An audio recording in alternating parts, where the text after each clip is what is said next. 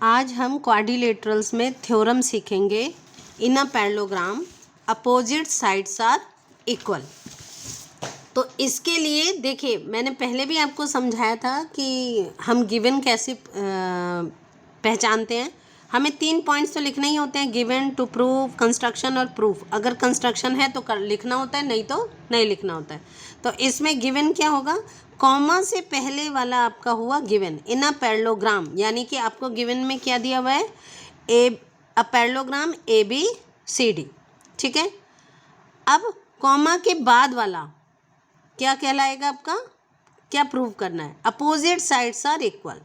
तो to prove में आ जाएगा अपोजिट साइड कौन से हैं, AB और CD। तो AB इक्वल CD प्रूव करना है और DA इक्वल BC या AD इक्वल BC, ये आपको प्रूव करना है। तो in a parallelogram opposite sides are equal.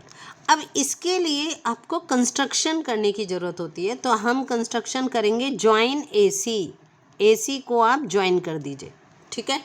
ये हो गया आपका कंस्ट्रक्शन। अब प्रूफ पे आते हैं। तो देखिए, अगर पैरेललोग्राम दिया, नॉर्मली आपको पता है कि अगर कोई एक पैरेललोग्राम है तो उसके अपोजिट साइड्स इक्वल होते ही हैं, बट यहाँ हमें ये प्रूव करना है, इसलिए हम ये इसको लेकर नहीं चल सकते। हम लेके क्या चल सकते हैं कि अपोजिट साइड्स आर पैरेलल, यानी AB is parallel to DC, ये गिवन है आपको, और DA is parallel to BC, ये आपको गिवन है। तो एक एरो से आपने ये इसको पैरेलल दिखा दिया और इसको आपने दूसरे एरो से दिखा दिया। यानी जब भी पैरेललोग्राम अगर गिवन है तो ये आप आसानी से ले सकते हो कि अपोजिट साइड्स आर पैरेलल, ठीक है। बाकी अकॉर्डिंग टू क्वेश्चन होगा क्या प्रूव करना है, जो प्रूव करना है उसको हम लेकर नहीं चल सकते, ये बात बस आपको ध्यान रखनी है। तो यहाँ हम अपोजिट साइड्स इक्वल लेके कॉन्ग्रुएंसी प्रूव नहीं कर सकते। तो यहाँ पर 2 ट्राइंगल बने और इन्हें हमें कॉन्ग्रुएंट प्रूव करना है, तो हम पैरेलल वाली प्रॉपर्टी अप्लाई करेंगे।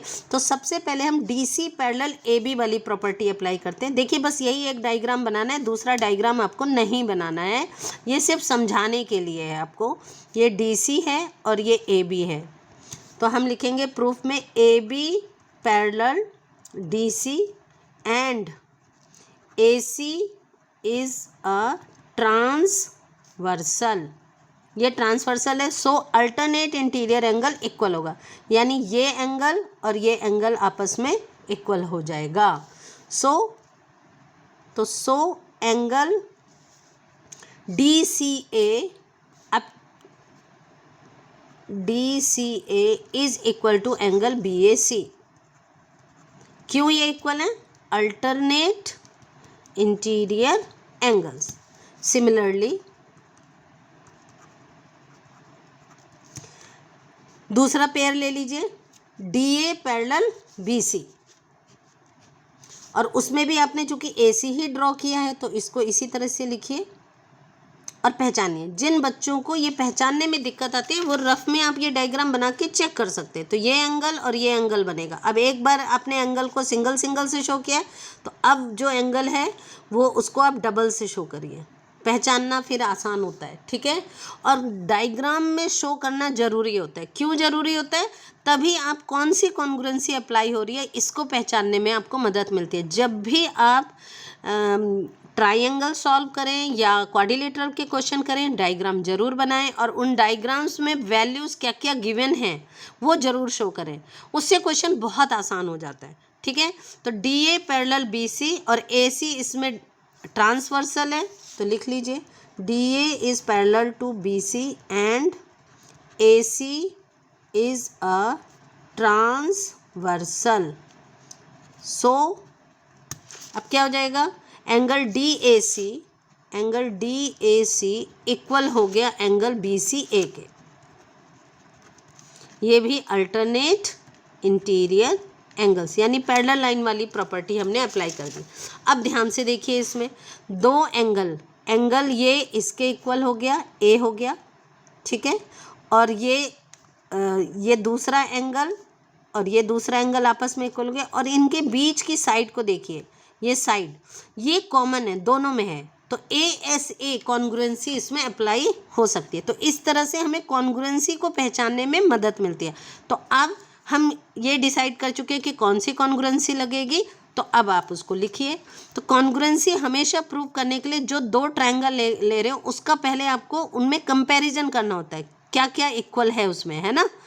तो सबसे पहले लिखेंगे in triangle DAC and BCA। तो लिखिए now in triangle DAC and triangle BCA। DAC में एंगल DCA, ये पहला वाला एंगल लिख लो, एंगल DCA इक्वल है एंगल BAC के। अब अगर आपने यहाँ जिन बच्चों को दिक्कत होती है वो पहले लिख लें, नहीं तो फिर यहाँ पे आप जो है यहीं पे आप कर सकते हो। तो अब हम यहाँ पे लिख रहे हैं प्रूव्ड अबव, क्योंकि हमने ऊपर प्रूव कर दिया है उसको, प्रूव्ड अबव, ठीक है। फिर साइड AC साइड दोनों में कॉमन है, तो अब AC is equal to AC, common side common. और फिर नेक्स्ट एंगल ये वाला डबल वाला, डबल एंगल से इक्वल है, तो फिर angle DAC is equal to angle BCA। अब आप ये कर चुके तो उतारना आपके लिए बहुत आसान होगा, प्रूव्ड अबव, ठीक है। So triangle DAC is congruent to triangle BCA by, कौन सी कॉन्ग्रुएंसी लग रही है, देखिए angle, side, angle, single angle, फिर कॉमन उसके बीच का साइड, और फिर डबल, सिंगल और डबल के बीच की साइड, तो ASA। तो बाई ASA कॉन्ग्रुएंसी ये जो है आपका प्रूव हो गया। अब जब कॉन्ग्रुएंट प्रूव हो गया, और प्रूव क्या करना था हमें, AB is equal to CD, तो सबसे पहला पार्ट होता है कि इन्हें कॉन्ग्रुएंट प्रूव करो, और बाई सिपिसिटी आप लिख दोगे कि अब by CPCT AB is equal to CD, तो AB is equal to CD by CPCT, ठीक है। और AD is equal to BC भी बाई सिपिसिटी। क्यों बाई सिपिसिटी का क्या मतलब है, ये मैंने पहले ही बताया था कि अगर एक बार कॉन्ग्रुएंट हो गया तो उसके जो बाकी साइड्स बचे हैं और बाकी एंगल बचे हैं वो corresponding parts of congruent triangles कहलाते हैं, तो वो आपस में इक्वल ही होते हैं। अब इसमें हमारे एंगल साइड एंगल हम ले चुके हैं, तो ये साइड बची है, ये साइड, ठीक है, ये वाला एंगल और ये साइड और ये साइड। तो इसका मतलब है DA BC के आपस में इक्वल होगा, ये साइड इक्वल होगी, AB और CD आपस में इक्वल होगा, और एंगल B और एंगल D भी बाई सिपिसिटी इक्वल होगा। पर हमें ज़रूरत सिर्फ दोनों साइड्स की, अपोजिट साइड्स की। तो अब हमने ये लिख दिया और बस ये थ्योरम आपकी कंप्लीट हो गई।